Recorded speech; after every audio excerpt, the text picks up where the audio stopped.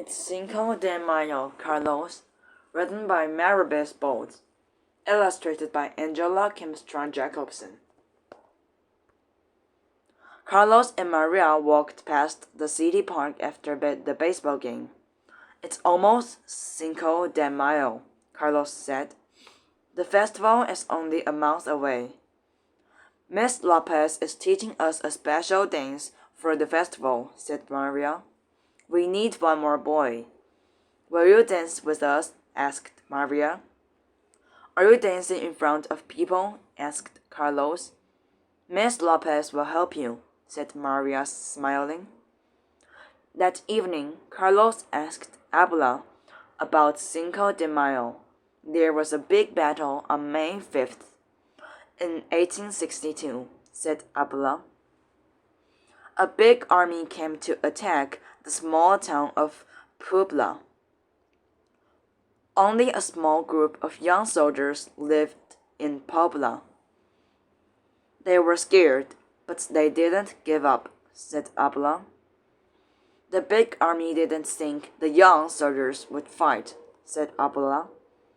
But the young soldiers won, she said. So, that's what we celebrate on Cinco de Mayo, said Carlos. Carlos couldn't sleep that night. He thought about the soldiers. He thought about learning the dance. I can be brave too, he said. Miss Lopez showed Carlos the steps. He stepped on Maria's foot. He tripped and slipped. Don't worry, said Maria. You'll get better. Carlos felt he would never learn, but he didn't give up. His father gave him a surprise on the morning of the festival. Real cowboy boots, Carlos said. There were so many things to see. Carlos and Maria stopped to watch a puppet show. The crowd was clapping. I hope they clap for us, said Carlos.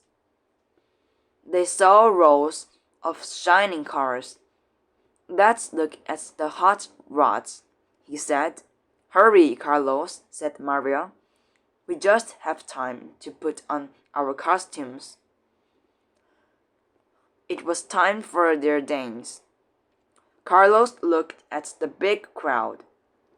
His heart pounded. You can do it, whispered Maria. Then the music started. People began to clap in time to the music. Carlos stomped his feet in his new cowboy boots. Suddenly, the music stopped. It was over. He hadn't tripped once. The crowd cheered and clapped. Abula's cheer was the loudest.